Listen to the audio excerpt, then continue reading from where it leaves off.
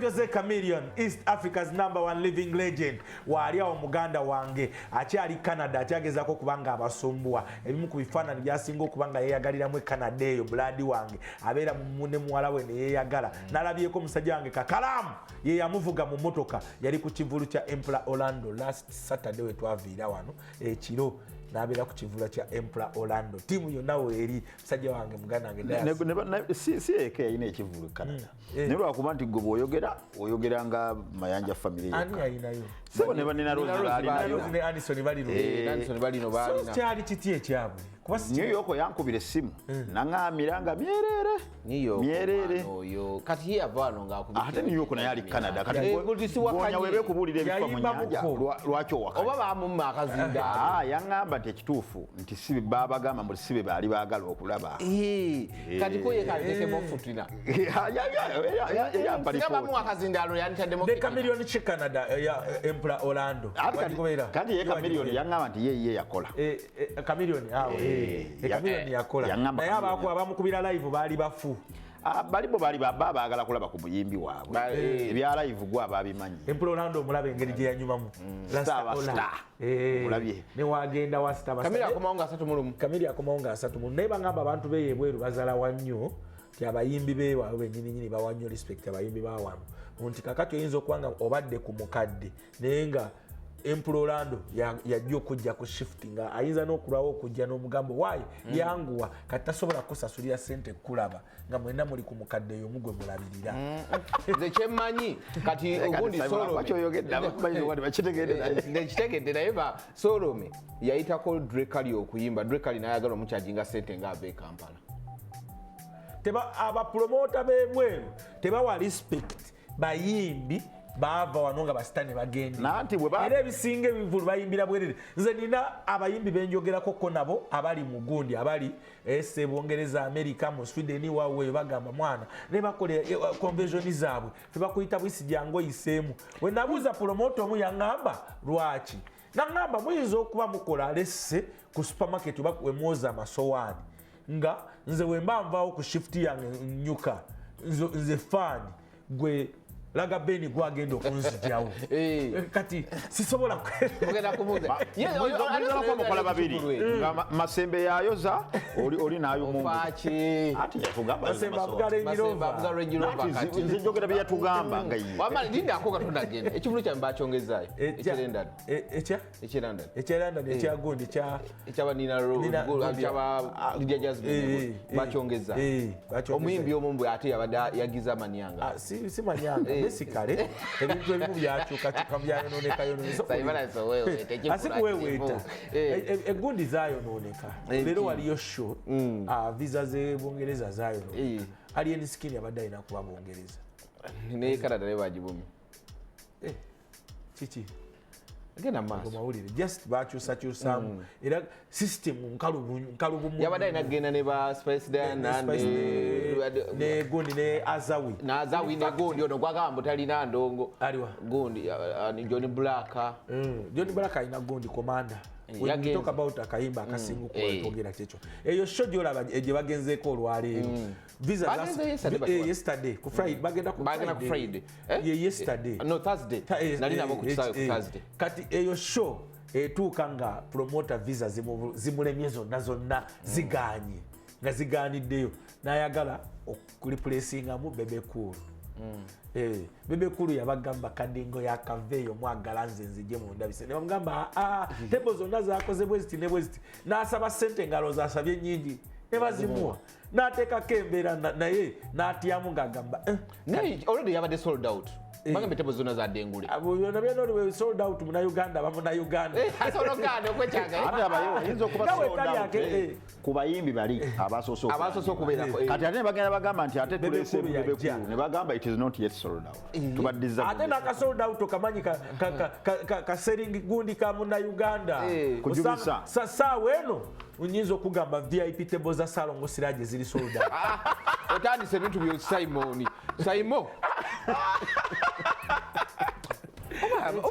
ekyenja kyawe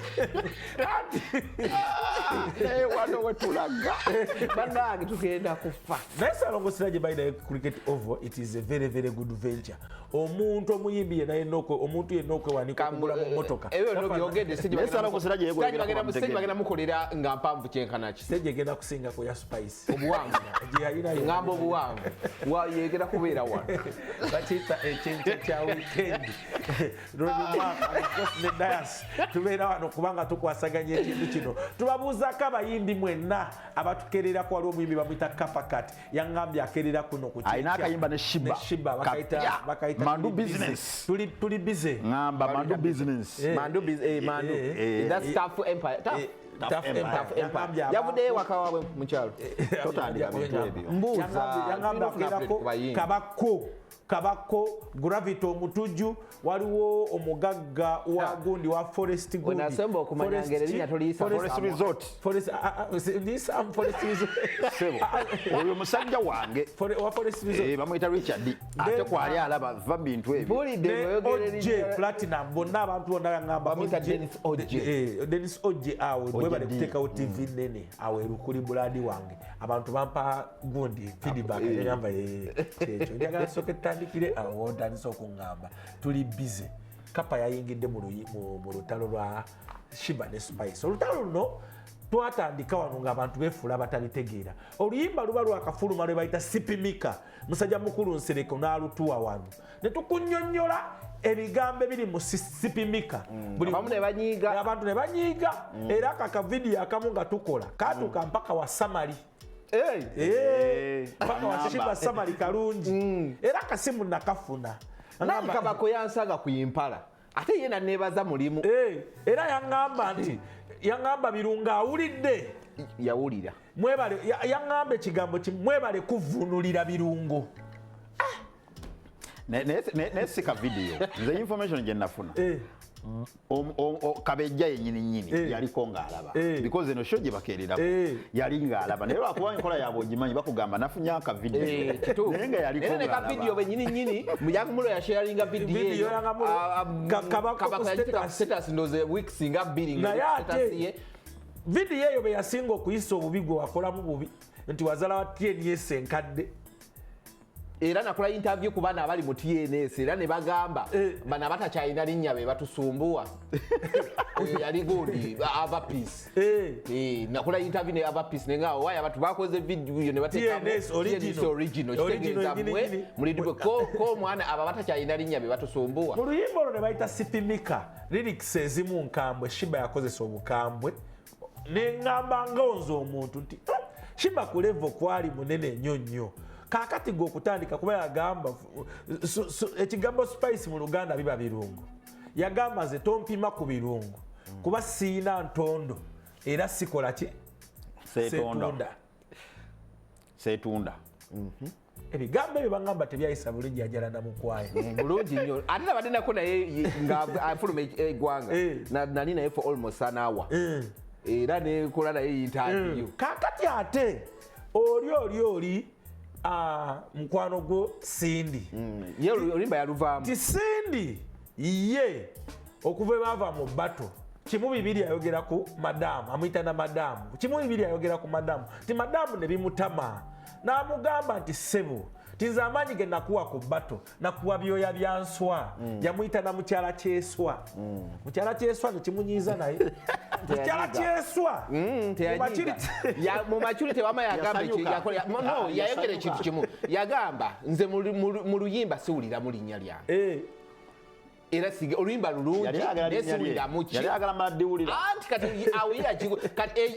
awo we byawukanira ku mukyala kyenswa n'ebirungo ebirungo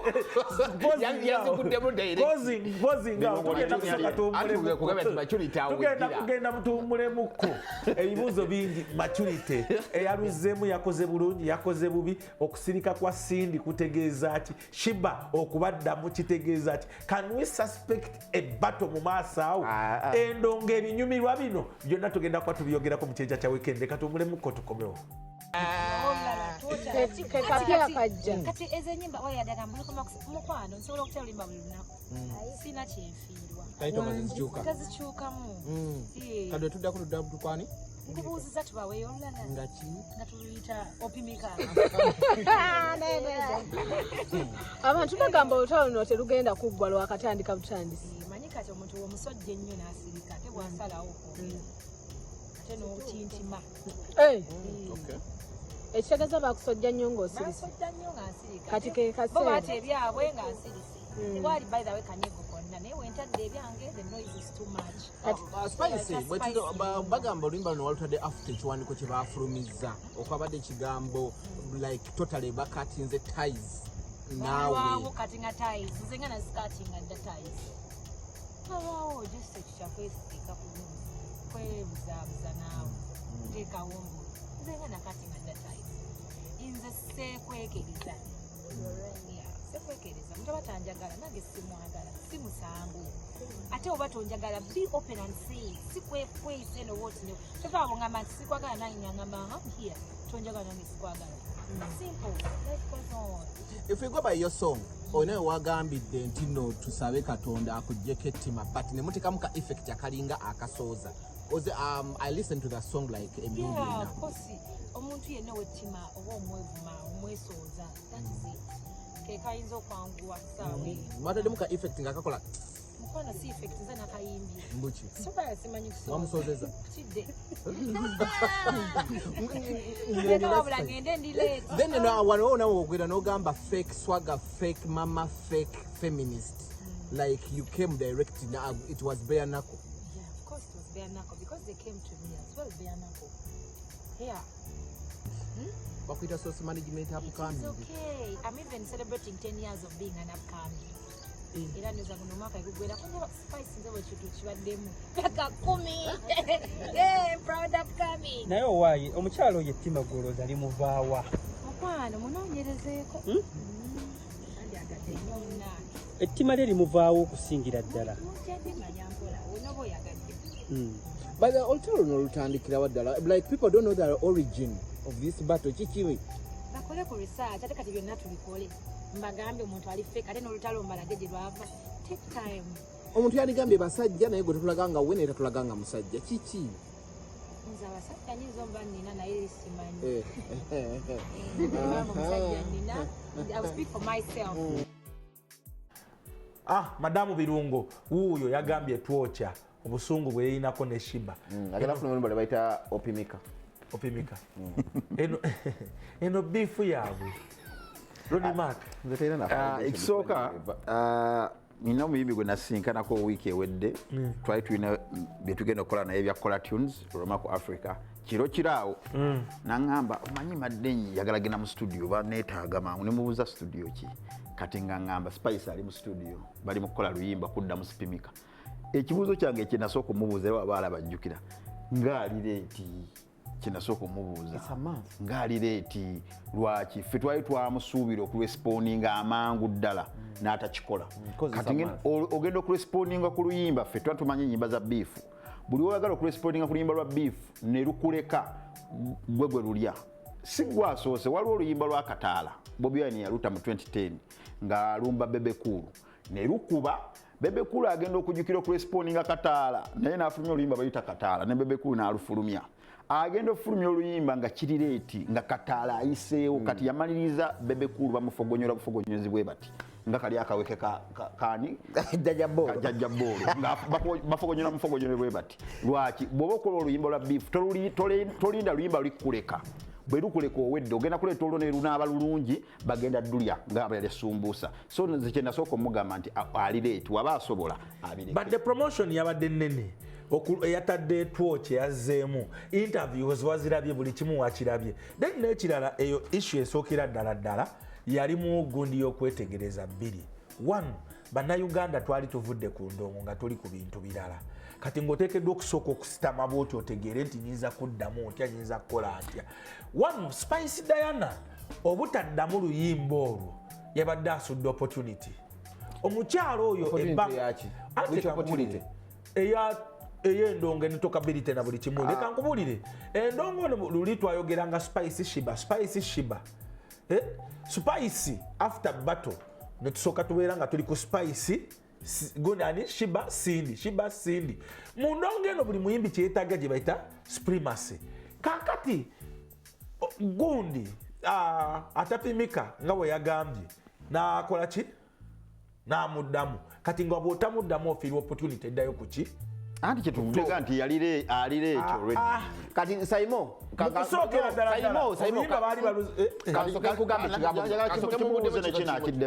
kiki ekyamukeereya nga bw'ogamba nti opportunity agirina waki teyagikozesezaawo kati njagala kubuuza Simon olaba right now effort gyateekamu okulaba nti oluyimba olwo luyingira mu bantu interviews adduka wano yadde alina okuba nga ali mugundi mu Kappa zone agenda London kuyimba ali mu interviews simanyi biki singa yakikolera wali kugundi nyimba like teyandimenyese bosi wa you know that charges zigenda mu interviews zonna kati era tugwe tuli mu kwogerako not it's late kati jukira oluyimba ate lwali mu kudama oli bafulumiza oluyimba ki tuli busy kati ate balufulumiza ku afulumya lono oli bamugamba totubuli twageze dda ku chapter tuli ku chapter ndala akyadda mu luyimba yaddako opimika awuliriza kyekugamba kikino nti tebali ku level yemu right now oli yafulumya sepimika ono ali kureplyinga sepimika bano bamukubiye bageze ku chapter ndala akyali kuki ku level 1 bo bali ku level 2 das njagala sayimakirize kintu statement gye nakukoze nakugambye ekizibu kyokka kyagenda facinga Spice ali late nga bwe waga nti ekizibu mwogera late ali late yalina okurespondingira usali kigenda bulijjo tetwetaaga Sheebah kukkiriza nti ali mu bifu nani asawa zino Spice ali mweno gundi mweno sound oyogera nga atalina maanyi kati gyalimu ate oyogera late but is this good for the industry for the vibe kuba kati ndaba Kappa kati abayingidde direct yangamulo ye mwamusimulamu yangamulo yo limba yaluwayo bwoba wegendereza remix almost eringa ya Sheebah yeko limba ye yaluwayo yangamulo tasaana bibeeramu because ye musajja bwajja mu ntalo bajja mulaba bulala wanulaba the opportunity kati nalabye Rita dancehall yabakoledde video nagaba naye poster ya bize ng'etambula okusinga ekiyimba ekiyimba sinawe nkiraba poster eri buli wamu ba Sheebaholics gundi mumukoze mutya kati nze mbadde njagala kugamba leka nkubuulire Sheebah ebyaddala kasita yakkiriza nti kakati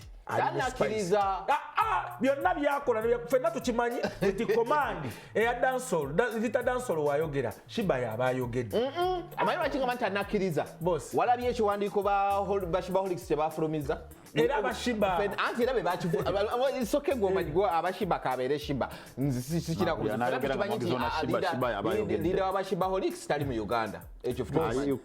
UK naye ekiwandiiko kye bafulumiza ne woolaba attention gye bandiwadde Spice dana kululimba yandibadde a little bit high naye bagisaze olw'ensonga bamugambye ffe tetukyayina budde bwo okitegeera kati ye n'afuba okulaba nti ayina okukola ki bosi leka mbabuulire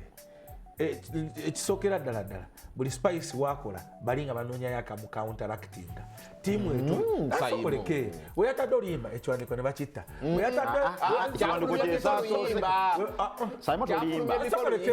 ekiwandiiko kyekyasoose badde nsagala nsooke information kati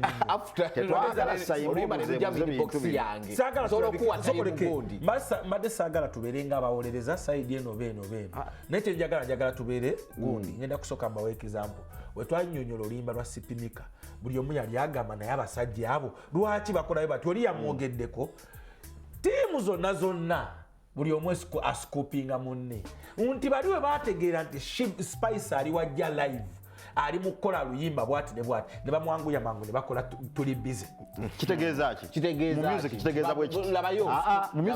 bwekiti asoose ku market gwe babala labayo Simon ono bwe yafulumulibwa Sipimika yali yeetaaga Spice responding ekituufu kiri ky'ayogedde yali amwetaaga responding Spice nata responding ekyayambako kimuluyimba ne lukola okitegedde wadde nti bali basudde Spice wa responding kigenda yambako oluyimba luno okutambulwa Sipimika Spice nata responding ate oluyimba ne lukola kati webumala okukola Spice wajja responding ebya tebikyabagasa because oluyimba lwakola ki kati ekyoba eyo gundi ndowooza era kituufu mu kusookera ddala Spice obuta responding yali ayina kusiiga Sheebah ng'omukazi ow'entalo omubi nti olaba alumbye akaana akato akaana ne katamudda nabo sokolindeko okuwulire ekyo ekitaakola ng'alina kuyingira mu tujeyo enyimba Spice zeyakakuba tuzijjeyo zeyakakuba ng'alumba tukimanyi oluyimba sepimika lwamukwata nawe yange olweda ino oluyimba oluli mu system forever katasobola kumala gakola ki gatalubikka naye olweda yali ajja kubama naye olwokuba nti no bamukwata naweya nga already ayina oluli mu system talina kugira era olaba period gyawa oluyimba lwo lwali mu system yadduse mangu n'akola luno luline lufa kati ate agenda olukola nga kiri leeti nga bano olwede bagenze ku chapter eyokubiri yaddamu oluyimba olwasooka bali ku lwakubiri alina okunoonya oluyimba ate addemu tuli busy ensobi gyagenda okukola mu tuli busy agenda okweŋŋanga Kappa kati kali mu byobufuzi abeera gundi abedi bwanika okitegeera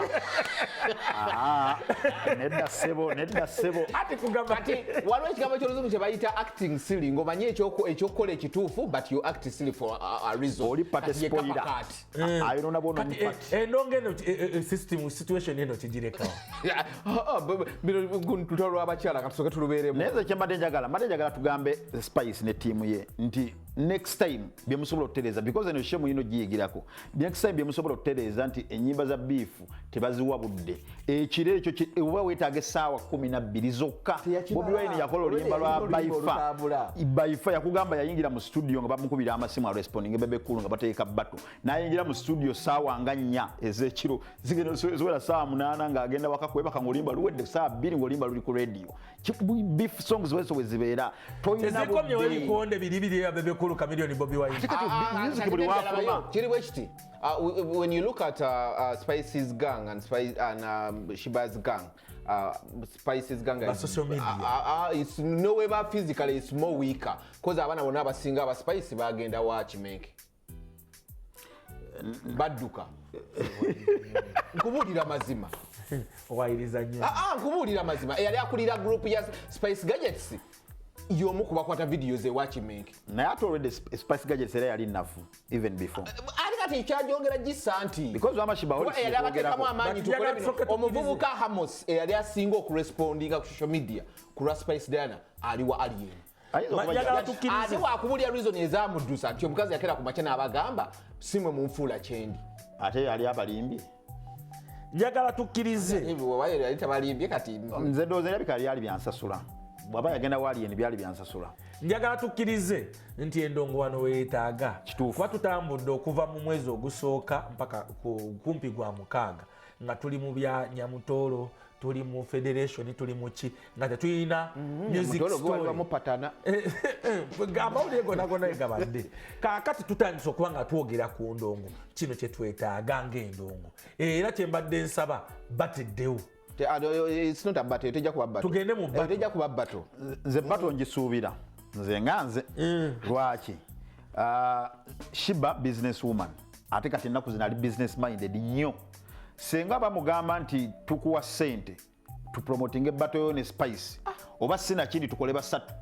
Spice Sheebah ne Cindy ku stage emu Sheebah ajja bayinga mangu idea yo kubanga ate battle tedependinga ku Spice omuntu alina okusalawo battle alina kubeera Sheebah ya driving a battle ye wabakkiriza nti battle njagala battle bejja kubaawo Spice tasobola gamba wakuba nti gundi eruddewo batebagimazeewo ekintu ekyo nakibuuziza Spice yagambye takola na munafu ate ani munafu oyagala statement y'abantu tugibagambe essaawa eno nti oli yagambye ono ye munafu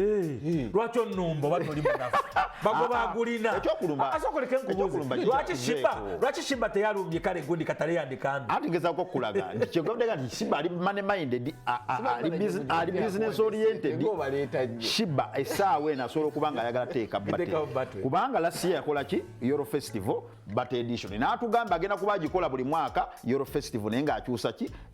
akyusa theme leero asobola okugamba luli yankolera kuba concert yasenga amaanyi last year eya Cindy ne Sheebah kati asobola okuddamu n'akirowoozaako this time round n'agamba ka Spice kajje naye leka mbabuulire ebyaddala Sheebah nga ye emyaka gyonna akakasizza ensi emukkirizamu tewali muntu atamukkiririzaamu era w'obeeyo nga tokkiririza mu okuleka Spice naye amukkiriza w'obeeyo nga tokkiririza mu Sheebah oba omuyinako akasajja kuki that spice okuva Sheebah okuva mu biyimba bye ku mukaliyoki we okuzimba mansion okola byonna byakoze kakati Sheebah okutuukawo ne yeeteeka ku pressure okuba ng'alumbalumba obutalotalo obumu bwe twandibadde tulowooza nti alina n'anyiga n'okunyiga n'atandika okuteekayo engalo ezitukola ki ezituwemula ng'ogamba from day one abadde abikola even ng'ali ne wa Jeff bye yabikola kyogamba Spice yamulekedde obikola ebyo bibaddengawo even bano bagenda mu ddungu ne Jeff kiwero ng'abikola ekyo si kigundi naye njagala weekubira omugudo nti obutalotalo Spice katalotalo ku Sheebah lutalo ono statement ogikoze ono kyakugamba kyekituufu nti Sheebah tasaana kugula obutalotalo zikyengezako kugamba nti aba yakava ku lutalo leka nkubulire yakava ku lutalo nagenda yakava ku lutalo ali eno negundi ne TNS nedako kati ezo zitalo oyogedde essatu that's ogambye Cindy ogambye TNS ogambye ani oli amawulire balangira mmere uliriza tugende mpola kati tubaleeza Spice mulimu Green Daddy mulimu Zizabafana mulimu Kappa mulimu Lydia Jasmine mulimu Moshimavako mulimu Aroma nzibaleyo kati ezo zonna ku Spice bubalenga bugundi kasumbusa kuba abo bonna boyogedde kibaluma kuba mu Spice kuba mu gundi era bwoyogera kuba mu kifo kyabwe obasanga ne bagamba kale ka Spice tukasinga okuyimba katonda bonna boyogera Sheebah ayimba nnyo nti yetali mu kifo kyabwe leka naawe nze nkubulya mazima ebintu by'abayimbi bano enkolagana zaabwe n'empisa zaabwe bakizimba buzimbi waliwo abayimbi abamu nga bazibu waliwo abayimbi abamu nga bantalu waliwo abayimbi abamu nga balina empisa embi waliwo abayimbi abamu nga tebakolekako mikwano nga bo bwe batuwe bali ne banaraising ne batuukawa kati waliwo n'abamu nga tubalabira ku bikolwa byabwe tukubuuza bameka abazze gy'oli ne bafuna omukisa bameka b'oyambye bameka b'osembeza bameka b'ozimbye bameka b'otaddeko ettofaali awo utandika oppimira omutima gwo n'empisa zo ng'omuyimbi then bino ebisigadde bijja kati nga bwe tulaba abasajja nga baziza zyoli ayimbidde emyaka mingi naye era ojja kugamba omusajja olw'embeera ze olw'empisa ze kyekimuyambye okubeerawo nti alina emikwano naddala mu ndongo ziva ku ggwe ng'omuntu waliwo abayimbi nga babi naye ze entalo zayisawo babebekulu bakamiliyoni baani ate zabamba tezaali nnyingi nga we tubaze ezono nti ku buli muyimbi zabanga direct nga bali babiri ku babiri naye ono ate nkubalidde bayimbi newe nkuleke abamawulire ne badansa na abanya ne basiba okwambala obukete nagaalwatuyambadde akakete gendako mukomera waliwo abantu abamu nga babi bubi nga bo babi problem gye mulina yeeyo bagoba agulina Spice yavuga lenjiro tugende mpola olwenyiro basimuganye givuganeda oluyimba njagala tukwate oluyimba Twookya lumpeeko kati batwene sipimika mba nyimba ezo bbiri soke tuwulire lyrical maturity gundi endongo then ne flow zimpeeko nsereko luliwo olugendo fogonyera lunnewa eno ng'enyuma awo ti tiimu eno sayimo kyempulidde mu nnyimba ezo oluyimba lwa Spice lugenda sanga ekizibu kimu okukompitinga n'oluyimba olwakwata edda kintu kizibu nnyo kati newankubadde nga ebyo bandi bitegedde byoyimba bagenda birabanga ebyekito bagenda gamba biki byayimba bino ebyekyayimbye nga upcoming n'ebirala naye senga oba obirese mu budde basobola biwa obudde ne babitegeera naye essaawa eno tebagenda biwa budde era nkubuulirawo Spice olaba sheno oluyimba tebagenda biwa budde kyetaaga kyekino ensi kutegeera nti Sheebah amuwalana era n'oli Sheebah wanaagaana okupafominga aleka tuletewo Spice wanaagaana leka tuletewo Sheebah sayimoto yonooneka ate kikyobadde kyeyetaaga kati oli gwe mulowooza nti wamaanyi watandika okujja eno kitegeeza nti ampulira abitegeera oluyimba Sipimika it's a month now buli omu yaluwuliriza to the maximum ne lumutula mu mutwe n'awuliriza lyrical content flow ekidongo nga teluliko competition right now olukwata n'oleeta olulwo lwotaawadde budde olwokuba ogambe teyakoze eki didn't you see the video agamba luyimba video olwokuba yagikodde ku ngundi motoka ya kapiripiti ekyo si kikulu wuliriza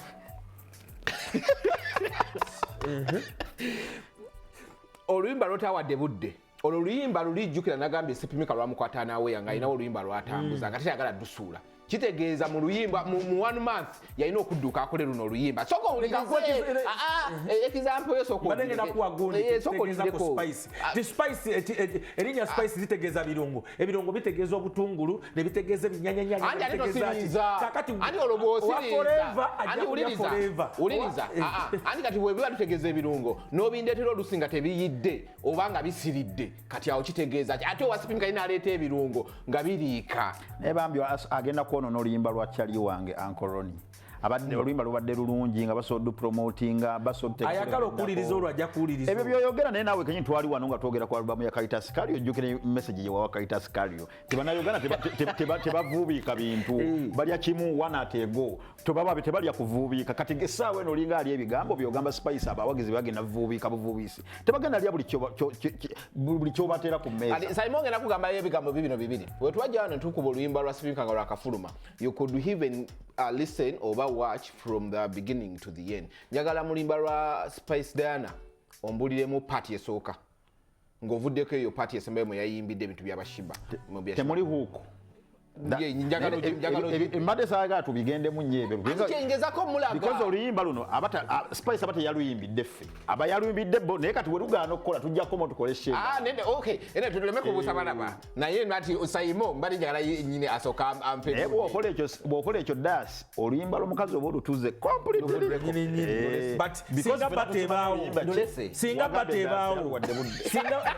singa bateebaawoolutajja duyimbako bato nze njisuubira okubaawo singa ebaawo era bato bweneebaawo beera ng'okimanyi nti waliwo gwe bagenda okukuba endongo nga ne bato tennatandika nga buli omu amanyi agenda owangula because ffe naye tukugamba nti bato egenda beera wakati wa Sheebah ne Spice olwedde oba okimanyi nti kati Spice kikyogenda osinza kwani ku Sheebah tuyinza obbinoonya nga tetubira lutwalire naye wano ku Sindi ne kugamba nti Sindi alina byasinza Sheebah era byagenda oyimirirako akole ki akuba ebbato naye ate ku Spice jukira nti mwenna mulinga abafaanagana nani ne Sheebah mulinga abafaanagana kati ate ono mulinga abafaanagana mulinga abavugira mu leeni yemu kati ate bwe mutuuka mu bbato ono buli kimu aba akusinga obanga boga nti gw'ogenda kuba oli mu leesi n'omuntu ng'ali mu maaso nga gwakulekera nfufu nga ne gy'ogenda tolabayo ogenda kulaba bbato nga omwanda doogo nnyo ekitali kwali bavugira mu leeni yemu bavugira mu kintu kifaanagana naye ate oli ali wala because ye buli kimu aba akusookayo buli kimu yakusookayo hits simanya bafaani simanya style fashion byonna yakusookayo ne timu n'amaanyi alina timu eriko erifaamu ogenda olaba bbato kyova mbadde njagala bakole basatu okunyumisiza abawagizi kati omuyimbi ali eyo lesse Jasmine Kappa ye yatudde side Jasmine ali kusaidia Sheebah njogera omulala yetaaga okukifuna Spice nga bagenda tobofuna abantu abadda kusaidiye bw'okimanyi ojjukira bbato ya Sindi ne Spice manya Sindi ne Sheebah nti saidi ya Sheebah yalina abayimbi bangi abali kusaidia Sheebah bayambyeko mikwano gye baani naye kati otuuka n'obuuza bbato bwe neetuuka Spice bayimbi kyagenda obeera kusaidia King Saha ku Sheebah mamanze obalo yagatwogera ebirala biriwo kado amilioni saidi ya kamilioni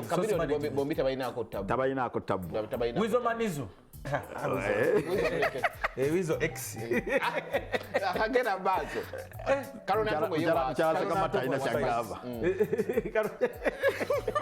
olwaleero muganda wange mugenze ne munyiga naye ng'endongo yo weyeetaaga but of course kakati abayimbi bali wano